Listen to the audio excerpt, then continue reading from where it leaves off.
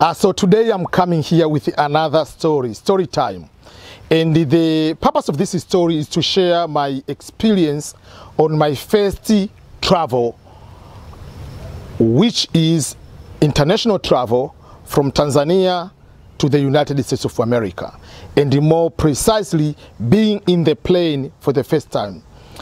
This topic came as a result of collaboration with other YouTubers. So one day, couple weeks ago, we were on the live stream, and during that live stream someone asked a question. Can you describe, each person has to describe their first experience being in the plane, and especially traveling a little bit longer, not just traveling for 30 seconds, whatever, 30 minutes, whatever, but just like what is your first experience being in the plane. So I shared my story, and basically for me, my first international travel was traveling from Tanzania to the United States of America. And that first travel, or the first international travel, was my first experience on being in the plane. So I had to share, and people are interested to learn more, so I have to also put it on my YouTube channel. That is how this story started, and that's why people ask for me to be able to share different kind of situation, not all the time just more instructional, but just some personal experiences people can be able to relate and see how things are going. So for me, I came to the United States August 2008. And to be precisely, I traveled from Tanzania on August 15, 2008. Obviously, I arrived in the US on August 16th. So I used the Swiss Air. So the first flight was from Dar es Salaam, Tanzania, and I was traveling with my colleague. We are going to the same program, which was a Fulbright program, to come to America to teach Swahili language to different universities. For me, I was going to teach at the West Virginia at Marshall University, and my friend was going to the NYU, New York University. But we have to attend the orientation at Stanford University in California, in almost San Francisco area, so Bay Area. We have to go there for orientation. So basically, when they are doing orientation, they pair people to go. So you meet with a group of people at the location of the orientation. So orientation was at Stanford. So the first excitement, oh, obviously I'm going to America. Second, I'm going to Stanford. There I will be there for at least a week orientation. Then I will go to my state or my university, which is Marshall University in West Virginia. But remember, I've never been to a plane before. It might look easy and simple during this time. Why I'm saying that way? Remember, at the time back 2008, before that, there were no much of the social media or to see many people you know sharing their stories being the plane. Facebook was starting at that time. We're still back in the time of the MySpace, time of using High Five, using Yahoo Messenger or MSN Messenger. So the social media, Instagram was not there. Facebook was starting.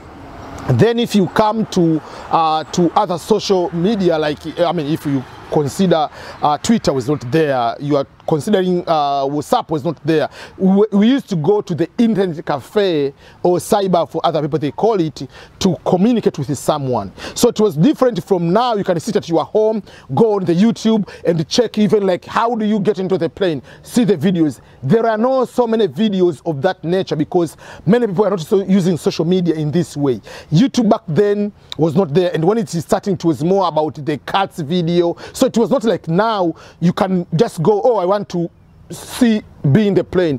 You can see so many videos, all the experience. So you are going to the plane, you have never been talking to a person who has been traveling there. That is just like a vehicle, just be in the car, but it's a different experience. So my friend and I, we got into the plane. First of all, before I go to that, let me take you back.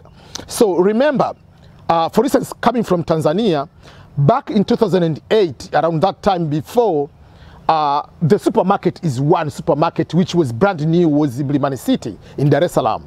That was the big one. And I was at the university student, so university student of University of Dar es Salaam. So that's where you go most of the time. But still, you don't have money to purchase most of these modern Western kind of food or lifestyle. So I've never eaten most of the Western food.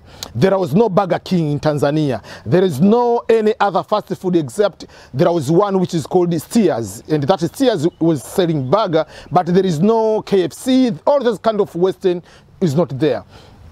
So I've never eaten pizza, I've never eaten whatever. We don't eat salad like in the terms of the grass. So when I was coming here, there are no such experience prior. But right now, if someone is coming from Tanzania, from Kenya, from Ghana, from wherever, has exactly the same or similar experience like here. You can go and eat Chinese, you can go and eat American food, you can go and eat any fast food, you can go and eat maybe whatever Mexican food in your own country. You can have accessibility to go to the 5-star hotels in your own country. But back in the day, I was just a student. How can I go to the Kempinski Hotel, which is almost like it is impossible to be there, to pay $200, which is more than my full money for the entire semester as a student? It is impossible. So you don't have all this kind of luxury experience of the modern day kind of hotels, traveling, all those kind of experiences. And that's the time you are supposed to fly or you're supposed to travel to come here. So that's not an excuse. So my friend and I, also my friend had the same experience, always coming from the normal, affordable, poor family or middle income family. So we have never all, both of us, being in the plane. So when we want to ask for the ticket, we ask the seat which I was here and he's here. So we're just here. But obviously I have to stay in the window. I have to see what's going on over there when when we are starting traveling. So you just go there and you sit. Come. You do not know even the seat belt how it works. Remember, yes, you know the seat belt in the car, but is it the same? Do you put the seat belt like here, like normal in the car? So you don't want to look like this guy has never been, and you are already, I was 26 going to 27. So you just sit there and you pretend you know. And while you pretend you know, you feel like you are not so busy. You're just like, oh, just like putting the bag a little bit, just like making a little bit you are busy. But at the same time, I was looking what people doing. Oh, so the seat belt you put it this way, so you put it on your side instead of this. Okay, so you go and do that, the same thing. Then you pretend like you do not know. And remember, yes, you know English, but the knowledge or just the experience of listening to accent of different kinds. So if you're using, you are in the Swiss area, so you are now talking to a European accent, someone who is coming to you to ask about food, about everything. So at that time, they ask you, blah, blah, blah, blah, are you going to eat chicken, rice, whatever. So whatever you hear, the chicken, yes, because you know chicken is chicken. If it's rice, I mean, if it's rice is rice. But you cannot start like, okay, pizza, whatever. What is that? You do not know what's going on. When it comes, what are you going to drink? Tomato juice. First of all, like, is there any tomato juice? I didn't know there is a tomato juice. Tomato for me is cooking. How are you having tomato juice? Even now, I will never drink tomato juice. Tomato is for cooking. Tomato, you cannot just have a juice and drink for fun. No. For me, I have a mental block on that way. And then, oh, so they said apple juice. Oh, this looks very interesting. Now it looks easy because apple juice is normal. Remember, at the time I was growing up, I'm not that old, but remember, the time I was growing up, when you see apple is a fruit, it looks like a more romantic fruit. Like, oh, you have to give to a girlfriend, or girlfriend is given to a boyfriend. So it didn't look like a normal fruit, like if you are single. Let me go to buy apple, let me eat apple. I just want to eat apple. That is not the time I used to live. The time I used to live, if you buy the apple, you are going to give a gift just like to a girlfriend, or girlfriend is going to give you the boyfriend, and I was single, so why should I eat apple? So the apple was of that level. So part of it, okay, so apple juice, I've never drank apple juice, and I didn't know if there is apple juice. I know apple is a fruit. Okay, give me one. So I drank, oh, that's good. So for the entire flight, whatever they ask the juice, I usually go with apple juice. Up to now, I prefer apple juice or if they have grapes, or if they have other types of like passion. But most of these, they don't have so much type of fruit, I mean juices. They have this crazy apple juice, then I mean they have crazy like tomato juice is still there, I don't drink. So the first flight was from around 11 during the night to early morning, arriving in Zurich, Switzerland. So did I sleep? No, I didn't sleep. Why? Because I'm excited, I'm flying to go to America, I'm flying first time, I want to see it is going, there is a free movie. Why can't I watch movies? So watching movies, movie after movie, until I arrive in Zurich. I didn't sleep. While we were waiting for another flight, that is when we are sitting on the waiting over there on the lounge. That's when I took a nap, like an hour and a half, because we had like 3 hours layover. Then from there we connected it to LA, Los Angeles in California. That was the first port of entry. The good thing is this one, no matter, even if you have never traveled in your life, the easy part is more, I mean, these international airports, they are very straightforward.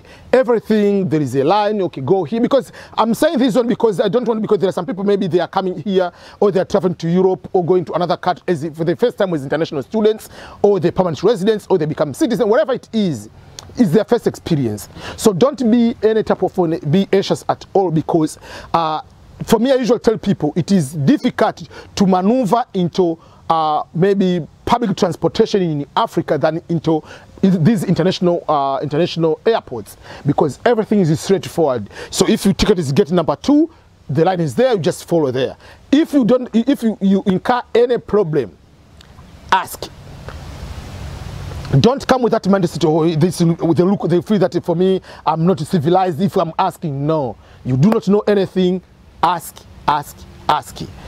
Police are your friends, are there to help you. They are security guards which they are in the airport. They are there to direct you. The people working there, they are there to guide you in a proper area. So it was not that problem to connect from one to another flight. Arriving in LA, obviously the change, we have to move the luggage from international to the local terminal, which was not that problem. We already told you about that, so we did that one. And then we arrived at Stanford. So arriving in America, man, this is the America I was, all my years, since I was in 5th grade, it was a dream for me to go to America. Now I'm in America. After landing in LA, then to San Francisco, 1 week at Stanford, for me, the days were going so fast, because I didn't want my visa to expire. I didn't want my visa to end, because I was on the timeline. That's what I usually tell people. When you come here as an international student, don't say, oh, I have 3 years, I have 4 years bachelor degree, I have master's 2 years, and the OPT, optional practical training, 1 year, 3 years. Those 3 years are going so quickly, fast. You need to have the next move. So for me, every single day going out of my visa, I'm getting upset, because I needed to get into the next move. So from the first 10 days, I already registered for myself for the GRE, Graduate Recognition Examination, because I've already taken the test of English as a foreign language 12. So while I'm teaching Swahili language and African culture at Marshall University, I'm already in the next move of what is the legal way I can stay in America, which was to go and do masters, which I had to apply for as many universities as possible. So when you arrived here, when at the airport, the first port of entry, you will be told, welcome to the United States of America, if you are coming as a visitor. But if you are a green card holder or you are a US citizen, you'll be told, welcome home. You are coming back home. That's what they believe. So when you are told, welcome to the United States of America, yes, you are excited, but don't get excited too much until you forget your dreams. It is easier, trust me. So many people, 3 years to come, oh man, EBM, how do you convert this visa to become permanent resident? Oh, how can I apply for school? I came as a visitor and my visa was for 3 months. But what have you been doing from day one? You need to have the next move before even come here. The day you landed into the first port of entry, make sure you have written down before you forget with this crazy everything coming in. So, despite of my excitement, despite of appreciating the things which I dreamed about, oh, this is how will it be, whatever, I didn't lose my focus. My focus was still the same. I came in America. Yes, I'm coming for 1 year program. It was not 1 year, it was 10-month program. But no matter what, I knew the next move, I have to get scholarships, fully funded scholarships to pursue my master's. So I applied 25 universities. I didn't allow the room for the failure. There is no way a soccer player like Cristiano Ronaldo or Lionel Messi take 25 shots on target and you don't get even 1 goal. There is no problem. That will never happen. So myself, in understanding about scholarships procedures, I put myself at the level of Cristiano Ronaldo and level of Messi because I know everything. But so my job was to make sure that I put 25 shots on target. And I was lucky enough to get 3 goals, 3 universities, 3 scholarships. So that is a little bit of a story, my first experience flying. Personal, I'm very much relaxed when I'm flying into the big plane, like this KLM, Swissair, these big planes. I'm very much comfortable. But these smaller planes, like you can call the person at the end of it, oh, please, give me jollof, or give me rice, give me pilau, give me a soda. You can see the person at the end. And no, those ones, they shake too much, whatever. But when I'm to these big planes, I'm very much relaxed. I feel so much safe being in the plane than being in the car. Because in the car, anytime another person can cross this one, someone can stop, not taking on the red light, instead of stopping, go beyond the speed limit. I don't trust those. Or someone going the road which is not supposed to be different lane, but in the plane, it is very difficult. It happens, very difficult for 2 planes to collide like this much. It's very much difficult or impossible. It has happened before. So I know that it will never happen. I know these pilots, most of these, they went to the very good school, they have very good salary, they have very time to relax. So I trust them more with my life when I'm in the plane than especially the public transportation, like a bus. Oh no, those I don't trust too much. So for me, that's a little bit my experience on how much I relax, and I don't have any problem whether going up, landing, whatever. Few times you can have those air pressure on your ears, and then you know for sure I take my gum. So those are the few things, like, but when I rate this experience, and I will have another different video to rate the customer service and the nature of the experiences, maybe Qatar, Emirates, Ethiopian Airways, KLM, Swissair, all those I've been to. I will be able to share the experience of each flight I have been on, my own experience, and which one I don't recommend. But most of these I recommend because they are very professional, exception of very, very few, which I will talk in another video, not on this one. So that's my story time about me being into the plane for the first time. And since then, I've been to so many planes. International, apart from this COVID, I usually travel 3 to 5 times a year international. So I travel a lot, I can simply say, going to Tanzania, Madagascar, Kenya, Uganda, Rwanda, whatever, Malawi, South Africa, whatever. I've been to so many countries here. But if I compare traveling into the plane and traveling into the ship, I prefer to travel in the plane than the ship, because I was in the Navy, so I know traveling overseas, being into the high seas in the ship is not a joke. So that's what I can be able to tell you about my story and my first experience flying into the plane, and especially my first trip to come to here to America. Thank you so much. Don't forget to subscribe to my YouTube channel, youtube.com/EBM Scholars. For English and for Swahili, you need to go to the youtube.com/EBM Swahili, or just search EBM Scholars or EBM Swahili. You'll be able to get in my YouTube channel and my podcast under the similar names.